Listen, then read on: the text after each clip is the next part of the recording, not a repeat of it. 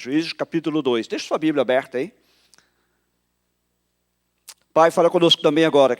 Acho que vamos ficar aqui pela Tua palavra. Aplica aos nossos corações. Cumpre os Teus propósitos em nós e ajuda-nos a praticar, a viver o que a Tua palavra nos exorta a fazer. Em nome de Jesus. Todos dizem? Amém. O pai de 5 crianças ganhou um brinquedo numa rifa. Quando ele chegou em casa, ele reuniu as crianças para saber para qual delas ele iria dar o brinquedo. E ele então fez uma série de perguntas aos seus filhos. Ele disse assim: quem é que é sempre obediente? Quem é que nunca responde à mamãe? Quem é que sempre faz tudo o que ela quer? Aí as 5 crianças iam nisso e respondeu: o presente é seu, papai. Nós hoje consagramos este dia a celebrar o Dia dos Pais. E a Bíblia diz que nós devemos honrar os pais e as mães. E neste dia, em junho, aqui nos Estados Unidos, este dia é separado para homenagear, para honrar os pais. No Brasil, só em agosto. Mas aqui nos Estados Unidos, terceiro domingo do mês de junho. Mas nós devemos honrar nossos pais e mães, não porque seja um feriado, porque seja um dia especial, não porque é uma tradição, não porque as vendas aumentam nas lojas neste dia, mas porque Deus disse que nós devemos fazê-lo. Na verdade, Ele disse isto especificamente, a Bíblia nos diz, em Efésios 6, 1 a 3, filhos, obedeçam a seus pais no Senhor, pois isso é justo, honra teu pai e tua mãe. Este é o primeiro mandamento com promessa, para que tudo te corra bem e tenhas longa vida sobre a terra. Note que a Bíblia não diz que é para você honrar somente bons pais e mães. Também não diz que é para honrá-los se você gosta deles. Também não diz que é para honrar apenas aqueles que foram ou que são corretos. Ela diz: honra teu pai e tua mãe. E assim hoje nós devemos honrar todos os pais, como também as mães. E eu quero falar especificamente, diretamente aos pais e às mães nesta noite. É dia dos pais, mas o que eu vou dizer aqui também diz respeito às mães. Se você não é pai nem mãe, preste atenção. Não se desligue, porque todos nós precisamos ouvir isto. Nós estamos hoje envolvidos numa guerra.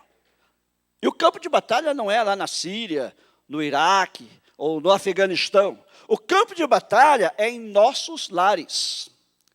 E o que está em jogo não é a nossa terra, a nossa propriedade ou as nossas liberdades. É mais importante do que isso. O que está em jogo são os nossos filhos. Acredite-me, é uma guerra importante. E neste país, nós estamos perdendo a batalha. As crianças e jovens estão se afastando da fé em números recorde, como nunca aconteceu antes. Parece que assim que os jovens saem de casa e vão para a faculdade, eles também deixam a fé e deixam a igreja. E crianças e jovens, quando eu digo crianças, mais adolescentes e jovens estão em número sem precedente abandonando a fé. Mas isso não é algo novo. É o mesmo que tem acontecido ao longo da história. E eu quero nesta noite compartilhar esta história bíblica com você, que vai nos servir de guia para o restante do tempo que nós temos nesta noite. E eu vou ser breve. Então vamos lá agora em Juízes, capítulo 2. Se você já abriu sua Bíblia. Juízes, capítulo 2, versículos 6 a 12. Deixa eu lhe dar aqui um pequeno background do que estava acontecendo. A nação de Israel tinha acabado de entrar na terra prometida. E eles estavam se estabelecendo na terra. Só que eles não obtiveram uma vitória completa. Porque quando eles entraram na terra, eles nem sempre seguiram o que Deus desejava. E ao invés de conquistar toda a terra, eles ocuparam somente parte dela. E um pouco antes do que nós vamos ler agora, eles foram instruídos a respeito do fato de que eles não tinham feito o que Deus desejava. E eles se arrependeram. Com isso em mente, então, agora vamos ler essa importante passagem. Juízes 2, 6 a 12. Diz assim a palavra de Deus: depois que Josué despediu os israelitas, eles saíram para ocupar a terra, cada um a sua herança. O povo prestou culto ao Senhor durante toda a vida de Josué e dos líderes que sobreviveram a Josué e que tinham visto todos os grandes feitos do Senhor em favor de Israel. Josué, filho de Num, servo do Senhor, morreu com a idade de 110 anos. Foi sepultado na terra de sua herança, em Timnat-Heres, nos montes de Efraim, ao norte do monte Gaás. Preste atenção. Depois que toda aquela geração foi reunida a seus antepassados, surgiu uma nova geração, que não conhecia o Senhor e o que ele havia feito por Israel. Então os israelitas fizeram o que o Senhor reprova e prestaram culto aos Baalins. Preste atenção de novo. Abandonaram o Senhor, o Deus dos seus antepassados, que os havia tirado do Egito, e seguiram e adoraram vários deuses dos povos ao seu redor. Uma vez que Josué e a sua geração faleceram, a geração seguinte virou as costas para Deus e adorou os deuses dos povos ao seu redor. Hoje, em 2017, eles nem sequer esperam até que mamãe e papai passem desta para melhor, como a gente diz popularmente, não é? Eles se desviam imediatamente e adoram os deuses deste mundo. Adoram o Deus da internet. É incrível como hoje as crianças e jovens estão ligados o tempo todo na internet. Você às vezes está falando com eles e eles estão falando com você e ao mesmo tempo estão interagindo. Para muitos a internet se tornou a razão de viver. Também adoram o Deus da televisão, que influencia suas vidas com programas que tentam fazer a sua mente. Eles adoram o Deus da moda. Tem que andar sempre na moda. Adoram o Deus da conveniência, aquilo que é conveniente, fazer aquilo que é conveniente, aquilo que agrada. Eles adoram o Deus deste mundo. Eles adoram o mundo. E o que é o mundo?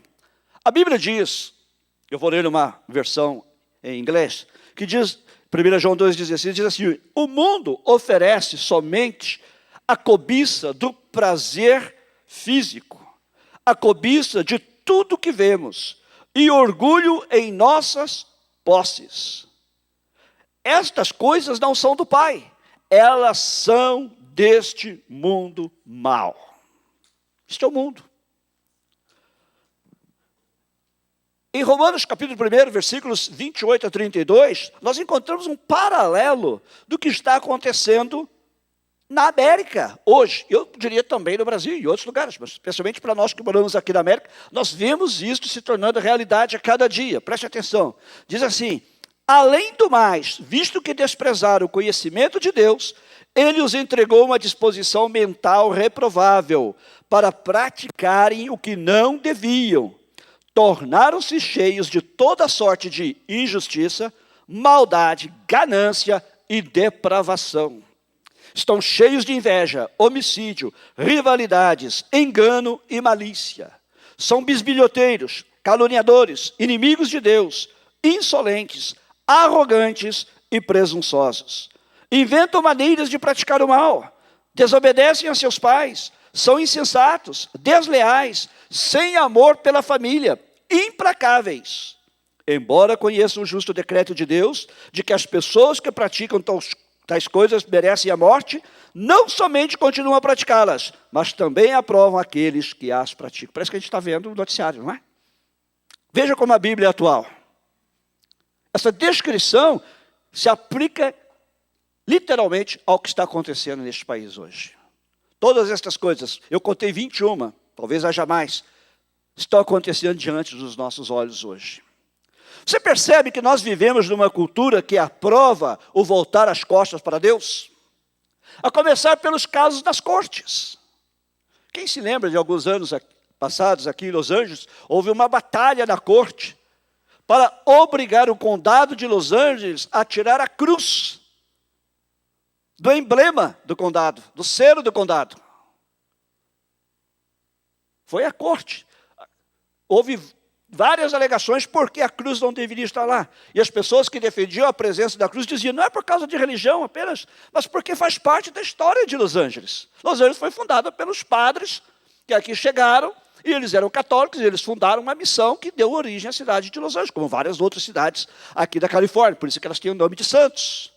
Então, disseram, é também uma questão cultural, mas não importa, porque é uma cruz e representa o cristianismo, foi tirada. E não é só isso, na televisão também.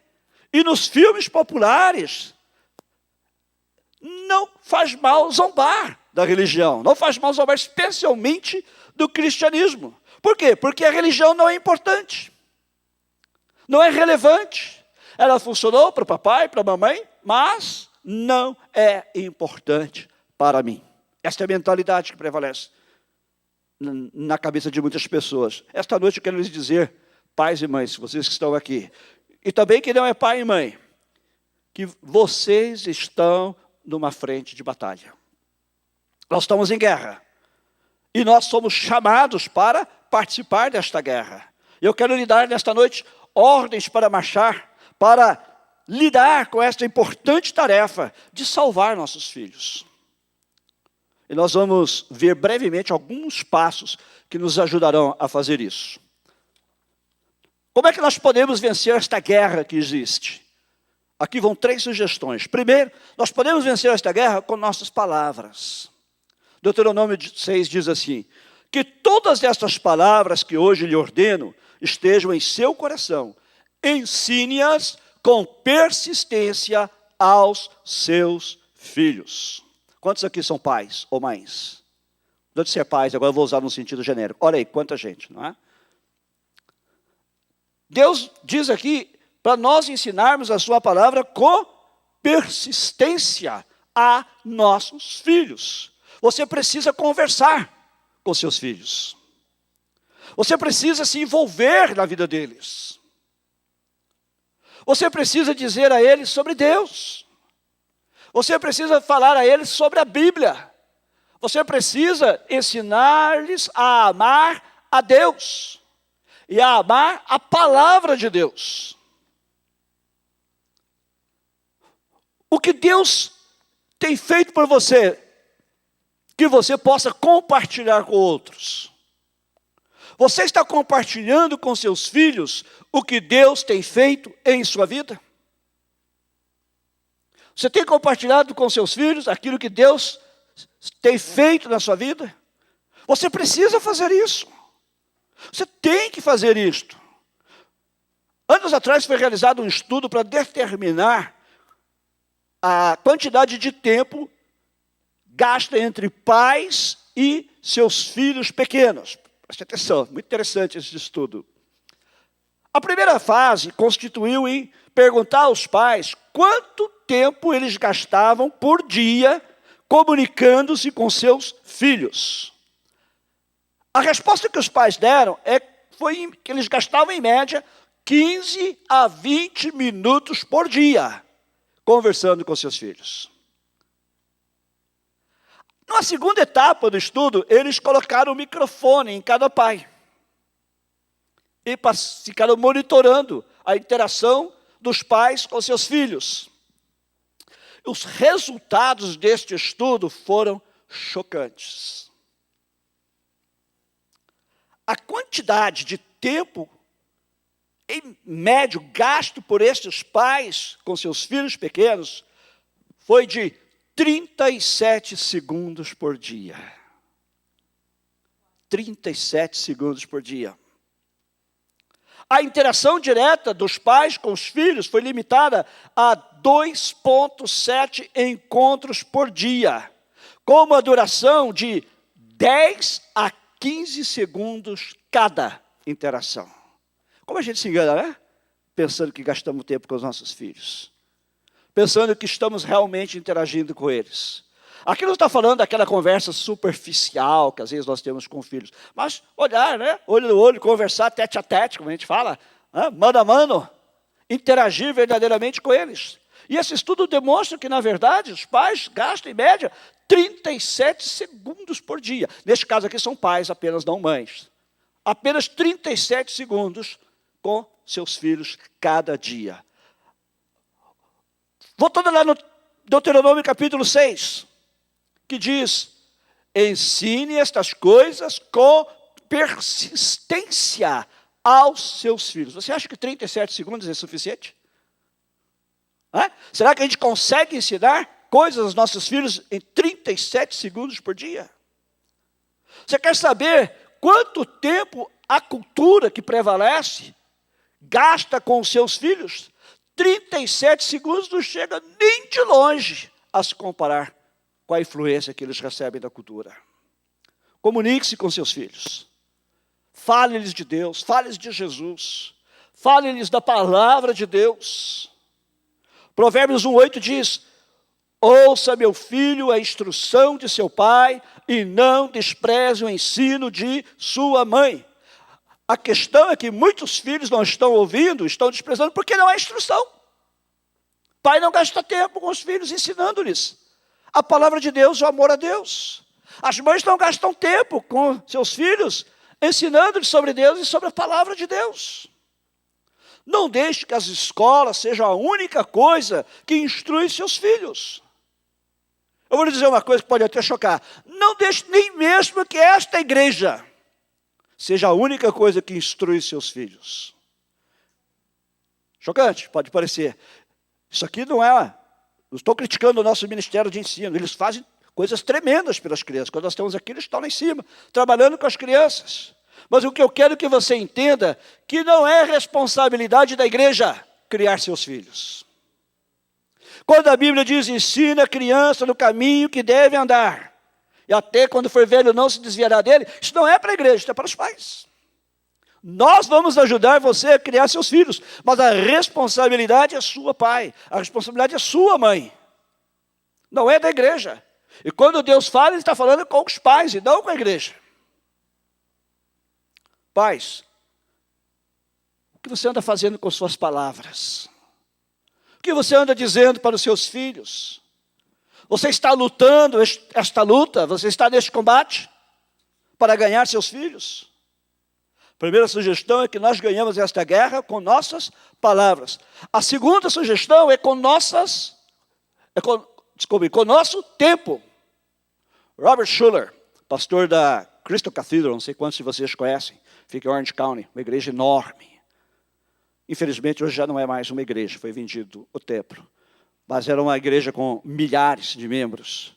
Robert Schuller, pastor dessa igreja, uma vez disse que ele escolheu fracassar para ser bem-sucedido.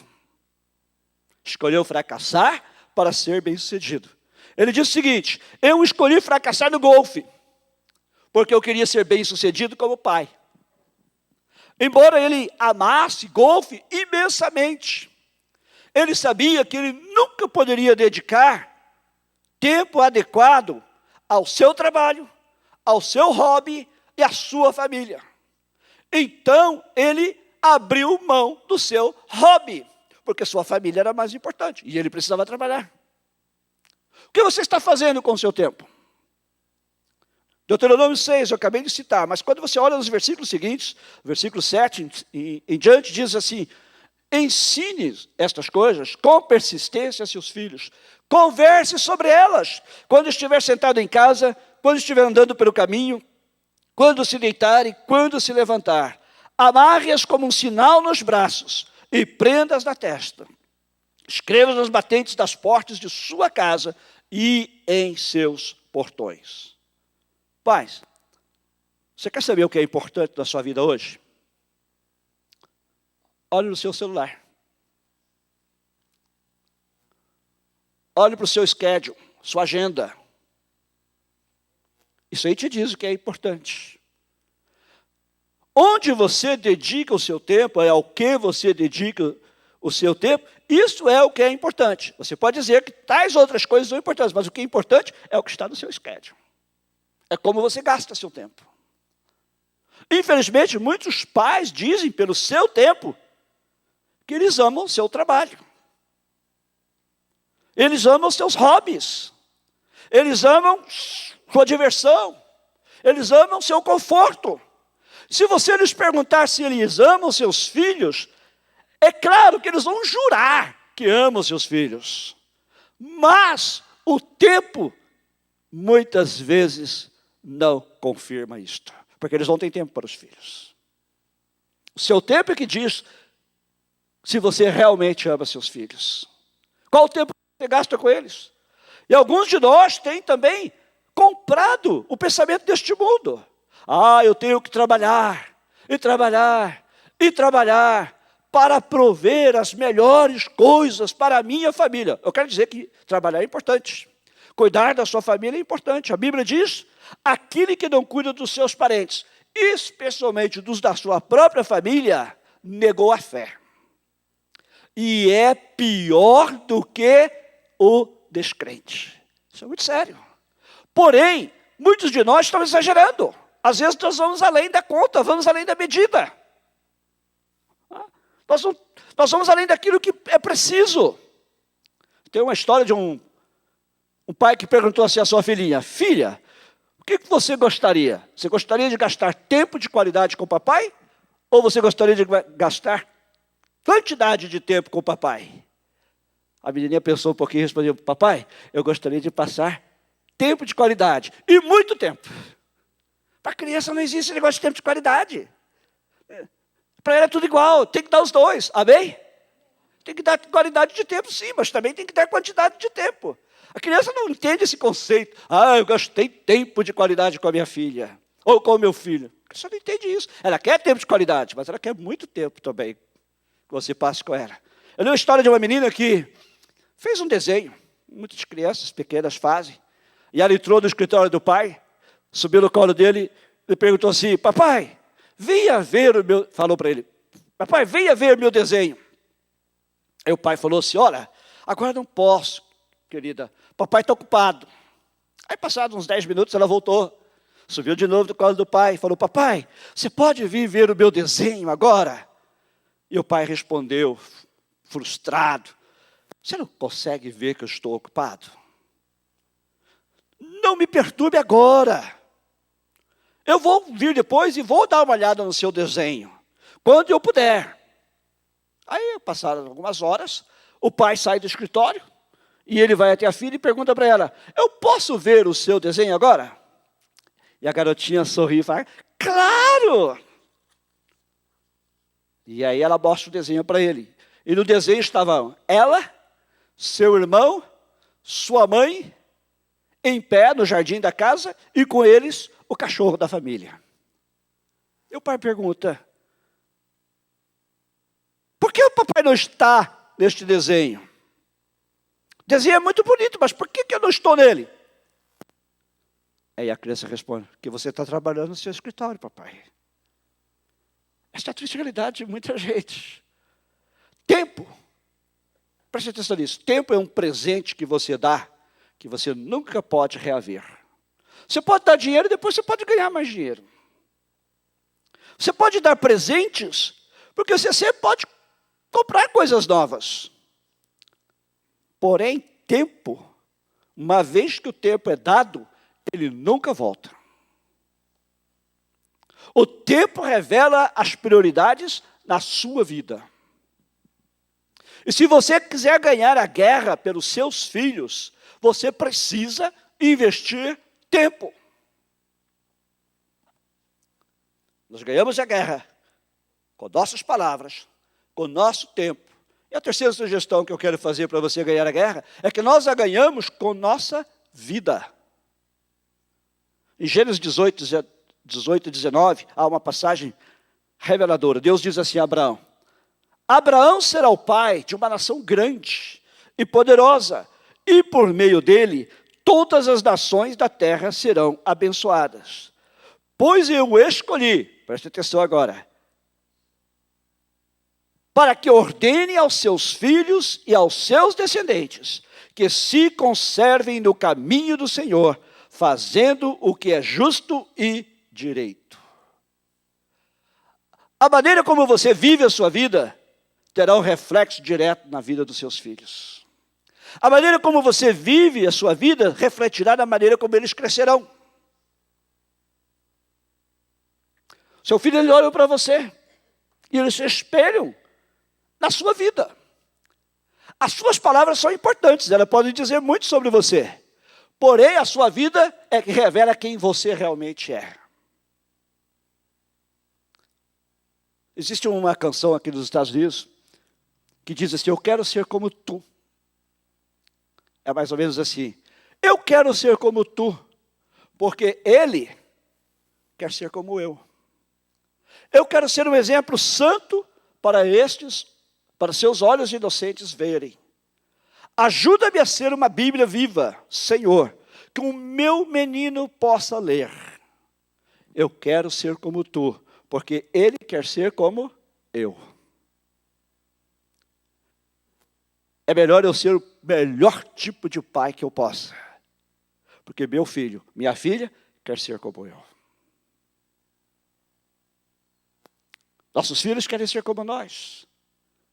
É como o caso daquela criança que foi pega falando palavrões, e a mãe falou para ele assim: menino! Acho que ele é lá de Fortaleza, né?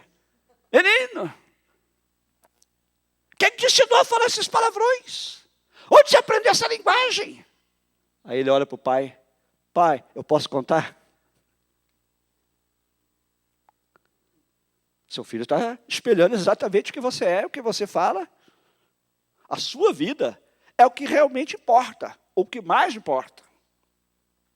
Porque é quem você é. Segundo Reis, capítulo 14, versículo 3, fala de um rei de Judá chamado Amazias. Olha o que diz assim: ele fez o que o Senhor aprova, em tudo seguiu o exemplo de seu pai Joás. Em tudo seguiu o exemplo de seu pai. Que tipo de exemplo você está estabelecendo para os seus filhos, pai? Que tipo de exemplo você está estabelecendo para os seus filhos, mãe?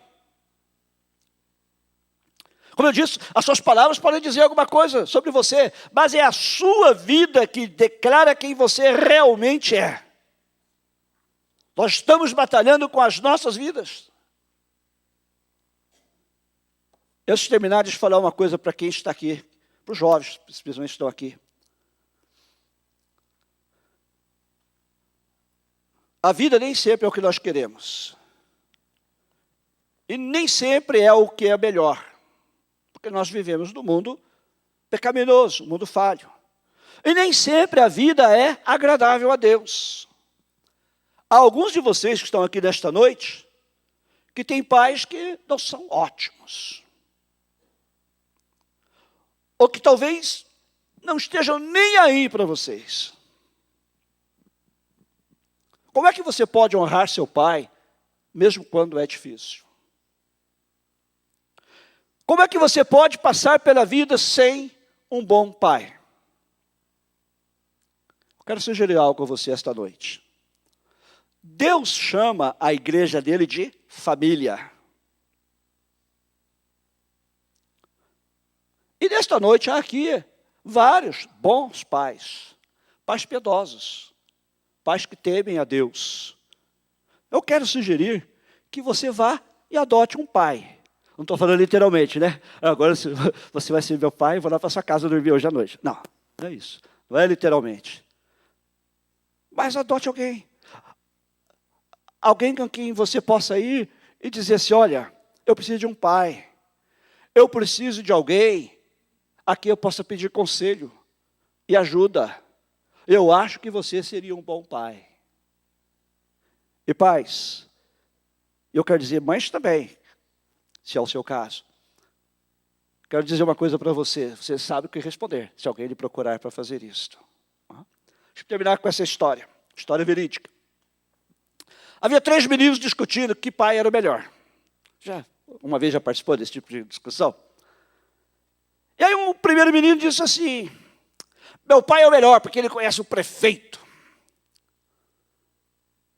Aí o segundo menino falou assim, não, meu pai é melhor que o seu, porque meu pai conhece o governador. Aí o pai do terceiro menino estava ouvindo, sem que ele soubesse. E ele começou a se perguntar, o que é que meu filho vai dizer? Aí o menininho olhou para os coleguinhas e gritou, e daí? Meu pai conhece Deus. Será que seu filho diria a mesma coisa? Que os nossos filhos sempre possam dizer, meu pai conhece a Deus. Como é que você está travando esta batalha? Talvez você precise começar hoje, porque você nem se tinha dado conta de que está numa batalha. E o que eu sugiro é que você procure seus filhos e lhes peça desculpas, porque você não entendeu. E comece hoje mesmo a batalhar por eles. Ou quem sabe você começou a lutar da maneira correta, mas por algum motivo também você perdeu o fio da meada, perdeu o rumo. Procure seus filhos. Peça-lhes desculpas e comece de novo. Não desista dos seus filhos, pai. Não desista dos seus filhos, mãe. E que os nossos filhos possam, acima de qualquer legado que nós possamos deixar para eles, ter o legado de conhecer a Deus. Amém? Inclinemos nossas cabeças. Vamos orar. Pai, Tu és o nosso Pai Celestial. E a Tua palavra diz que nós devemos e podemos nos espelhar em Ti. Não somos perfeitos como Tu és, somos falhos. Muitas vezes temos falhado com os nossos filhos e por isso Te pedimos perdão. Mas ajuda-nos a entender que estamos nessa batalha, Senhor. Uma batalha pelos nossos filhos, uma batalha pela alma deles. E ajuda-nos, Senhor, a lutar com essas 3 armas poderosas que o Senhor nos deu, nossas palavras. Comunicando-nos com eles, gastando tempo com eles, também falando-lhes da Tua palavra, falando-lhes do Teu amor, ensinando-os a conhecer a Jesus, a amá-lo, a recebê-lo como seu Senhor e Salvador, a amar a Tua casa. Senhor, ajuda-nos também a empunhar a segunda arma, que é o nosso tempo. Ajuda-nos a gastar tempo com nossos filhos, Senhor. Se há algum pai aqui, alguma mãe que não tem gastado tempo com seus filhos, especialmente os pais, que na maioria das vezes trabalham fora, que possa, Senhor, rever seus conceitos, rever a utilização do seu tempo e passar a gastar mais tempo com seus filhos. Que nós possamos, Senhor, priorizar nos nossos schedules, nas nossas agendas, o tempo da família, especialmente o tempo com nossos filhos, porque sabemos que isto fará uma grande diferença na vida deles. E, Senhor, ajuda-nos a empunhar também a terceira arma, que é a mais importante. Que as nossas vidas possam ser o maior testemunho que demos aos nossos filhos. Que possamos viver de maneira, Senhor, que eles olhem para nós e queiram ser como nós. Sabemos que quando são pequenos, eles se espelham em nós. E quer queiramos, quer não, a imagem que passarmos vai imprimir-se neles para sempre. Ajuda-nos, pois, Senhor, a ser pais piedosos, pais que temem ao Senhor, pais que vivem uma vida íntegra, pais que procuram agradar a Ti, Senhor. Ajuda-nos, Senhor, a lembrar-nos de que os nossos filhos seguirão o nosso exemplo e a estabelecer exemplos bons, exemplos fidedignos, exemplos honráveis para eles, Senhor. Possamos nos lembrar que a nossa vida, muito mais até do que as nossas palavras e o nosso tempo, declara quem realmente nós somos. Perdoa-nos os nossos pecados e ajuda-nos, Senhor, a ser pais, segundo o Teu coração. Ajuda as irmãs a serem mães, segundo o Teu coração. E se há pessoas aqui desta noite, especialmente jovens, adolescentes, crianças que não têm um pai presente, ou que não têm uma mãe presente, que possam também, Senhor, encontrar em alguém da tua família, que é a igreja. Um pai, uma mãe, que possa dar-lhe atenção, possa dar-lhe carinho, e acima de tudo também possa dar-lhe exemplo com a sua vida, para que este jovem, esta jovem possa encontrar apoio para a sua vida, para o seu amadurecimento, tanto mental como espiritual. Senhor, sabemos que o desafio é grande, mas, acima de tudo, nossos filhos possam nos conhecer, porque conhecemos a Deus. Que eles possam dizer a nosso respeito: meu pai conhece a Deus, minha mãe conhece a Deus. E sabemos que este é o maior legado que podemos deixar para eles. Ajuda-nos a fazer isto, Pai, compartilhando com eles os ensinos da Tua palavra, gastando tempo com eles e vivendo uma vida exemplar, de bom testemunho. É a nossa oração em nome de Jesus. E todos dizem? Amém. Que Deus te abençoe, Deus nos abençoe.